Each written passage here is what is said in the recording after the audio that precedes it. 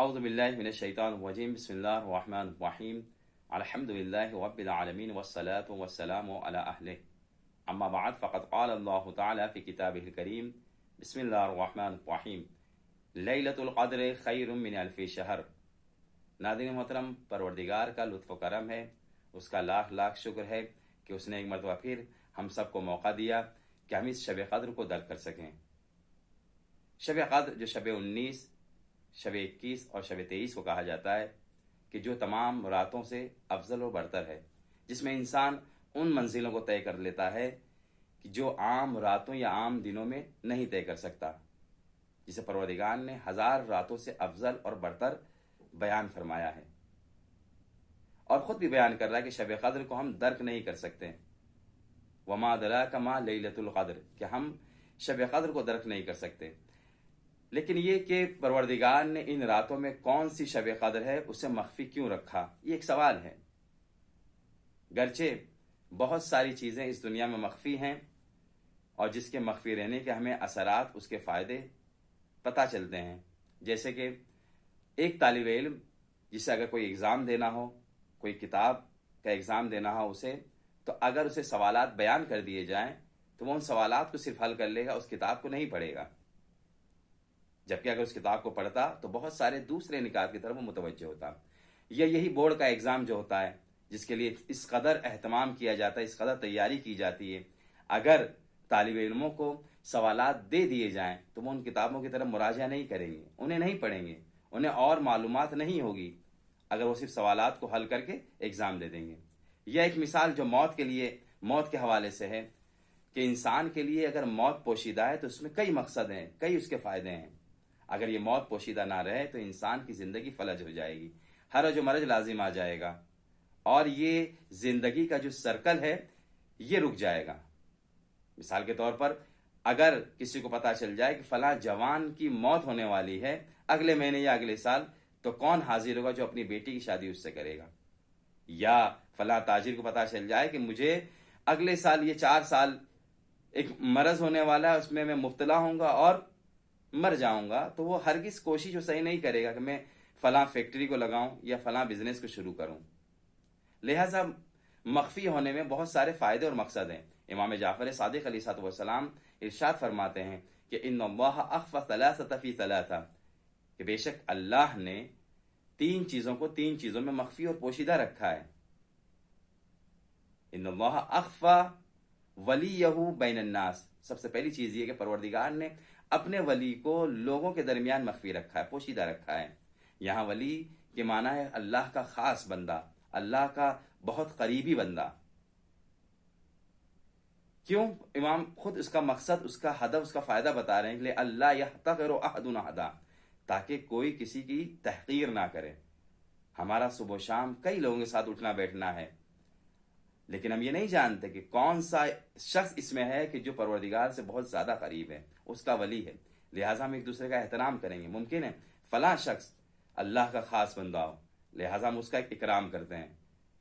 इसी तरह से एक एक फ़र्द की हम इस वजह से इकराम करते हैं ताकि किसी वली खुदा की तहक़ीर हमसे ना हो जाए. और दूसरा फ़ायदा ये भी है कि ताकि लोग उसके लिए मुज़ाहमत ना करें, उसके लिए जो है वो मुज़ाहिम ना बने, उसके लिए मुश्किलात ना खड़ी करें. लोग उसके बाद मुराजा करेंगे, मुश्किलात उसके लिए बढ़ जाएंगी. लिहाजा परवरदिगार ने अपने वली को जो है, इमाम फरमाते हैं, लोगों के दरमियान छुपा के रखा, अपने ख़ास बंदे को, ताकि कोई किसी की तहक़ीर ना करे, हर कोई एक दूसरे का इकराम और एहतराम करके शायद जो है ये बंदा जो है अल्लाह का ख़ास बंदा हो, उसका बहुत करीबी बंदा हो.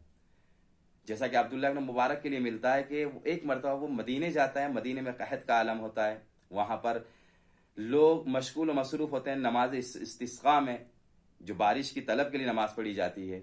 उसमें से एक शख्स जो है निकलता है और कोने में जाकर अलग से दुआ करता है. जब दुआएं कबूल नहीं होती हैं, बारिश नहीं होती, तो वो शख्स वहाँ से निकलता है, अपना सर सजदे में रख कर खालिक से राज़ व नियाज़ करने के बाद दुआ करता है कि अल्लाह तू बारिश को भेज दे. अब्दुल्लाह इब्न मुबारक उस शख्स का पीछा करते हैं, उसे देखते हैं कि वो शख्स कहाँ जा रहा है. लिहाजा जब देखते हैं कि उसने इस तरह से दुआ की, उसकी दुआ फौरन कबूल हो गई, बादल आ गए और बिजली चमकने लगी, तो वो समझ गया कि ये परवरदिगार का ख़ास बंदा है. लिहाजा اس کا پیچھا کرنے کے بعد وہ اس منزل و مکان پر پہنچ جاتا ہے جہاں پر وہ شخص مقیم ہوتا ہے. وہ دیکھتا ہے کہ یہ امام سجاد علیہ السلام کے خادموں میں سے ایک خادم ہے. گرچہ امام سجاد علیہ السلام نے کبھی کسی کو اس طرح سے غلام بنا کے نہیں رکھا، بلکہ انہوں نے ہمیشہ وہاں آقاہی کی ہے، وہاں پر ہمیشہ جو ہے وہ بہت ہی سکون اور اطمینان سے، اور کہا جائے تو خاص شاگردوں کی شکل میں امام سجاد علیہ السلام کی خدمت میں رہے ہیں. امام سے پوچھتا ہے کہ وہ شخص کون، وہ خادم کون ہے. امام بتاتے ہیں، اور کہا اس نے کہ میں چاہتا ہوں کہ اس کو اپنا سارا سرمایہ دے دوں، ساری دولت دے دوں، اور میں خود اس کا غلام بن جاؤں. امام نے کہا جاؤ تم خود اس سے سوال کر لو. وہ شخص آتا ہے اس خادم کے پاس اور کہتا ہے کہ میں اپنی ساری دولت تیرے حوالے کرنا چاہتا ہوں. یہ دیکھیں ولی خدا، اللہ کا خاص بندہ. وہ کہتا ہے، اس کو تعجب ہوتا ہے کہ آخر یہ ماجرا کیا ہے. وہ پوچھتا ہے کہ تم ایسا کیوں کرنا چاہتے ہو؟ کہا اس لیے کہ میں نے دیکھا تم اللہ کے خاص بندے ہو، تم نے دعا کی اور تمہاری دعا فوراً قبول ہو گئی. کہا ٹھیک ہے تم کل آنا. وہ شخص چلا جاتا ہے. اسے دوسرے دن پیغام پہنچتا ہے کہ عبداللہ ابن مبارک جسے تم لینے آئے تھے کل، اس کا انتقال ہو گیا، اس کی تشییع جنازہ ہے. وہ تعجب کرتا ہے، دوڑا دوڑا چلا آتا ہے اور پوچھتا ہے کہ آخر ماجرا کیا ہے. تو دوسرے خادم بتاتے ہیں، دوسرے غلام سارے بتاتے ہیں کہ جب تو کل آیا تھا اور تو نے یہ تقاضا کیا تھا تو اس نے پروردگار سے یہ دعا کی، اے اللہ یہ راز و نیاز تھا میرے اور تیرے درمیان، اب میں نہیں چاہتا کہ جو ہے اس دنیا میں زندہ رہوں، لہذا اس کا انتقال ہو گیا. تو پروردگار نے جو اپنے ولی کو، اپنے خاص بندوں کو جو ہے لوگوں کے درمیان چھپا کے رکھا تاکہ لوگ ایک دوسرے کا احترام کریں، اکرام کریں، لوگ ایک دوسرے کی تحقیر نہ کریں. دوسری چیز جو امام فرماتے ہیں جو اللہ نے چھپا کے رکھی وہ یہ ہے کہ اخفا لیلۃ القدر بین اللیالی، کہ پروردگار نے شب قدر کو تمام راتوں میں چھپا کے رکھا. اس کا مقصد خود فرماتے ہیں حتی یجتہد الانسان فی الخیرات، تاکہ انسان جو تمام نیک کاموں میں، اعمال میں اجتہاد اور کوشش کرے، وہ صحیح کریں کہ نہیں معلوم کون سی شب قدر ہے. لہٰذا بعض مومنین ایسے بھی ہیں جو تینوں راتوں میں شب قدر کے اعمال انجام دیتے ہیں، تینوں راتوں میں جگتے ہیں. اور بعض علماء کی یہ بھی سیرت رہی ہے کہ پورے ماہ مبارک وہ نہیں سوتے تھے.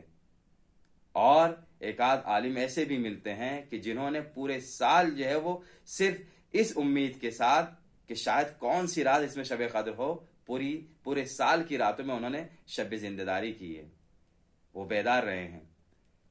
تو پروردگار نے دوسری چیز جو چھپا کے رکھی، امام علیہ السلام کی طرف اشارہ کرتے ہیں، وہ ہے شب قدر، جس کا فائدہ مقصد یہ کہ ہم تینوں راتوں کو پروردگار کی عبادت کریں اور کمال کی اس منزلوں پر پہنچنے کی کوشش کریں کہ جہاں پر عام انسان عام دنوں میں جو ہے انسان نہیں پہنچ سکتا.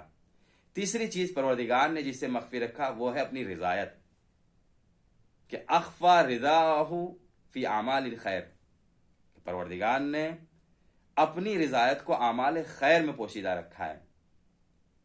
یعنی سارے نیک اعمالوں میں اگر وہ بتا دیتا کہ نماز میں میری رضایت ہے، روزے میں میری رضایت ہے، یہ فلاں عمل خیر میری رضایت ہے، تو انسان ممکن تھا کہ اسی عمل خیر کو انجام دیتا، کسی دوسرے عمل کو انجام نہیں دیتا.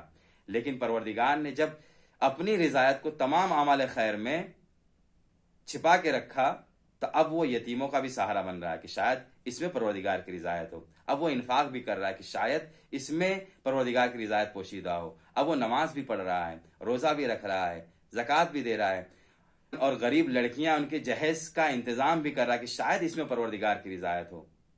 لہٰذا وہ سارے اعمال خیر انجام دے گا تاکہ پروردگار کی رضایت حاصل ہو جائے.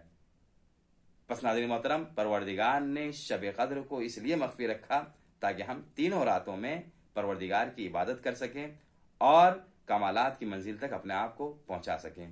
والسلام علیکم ورحمۃ اللہ وبرکاتہ.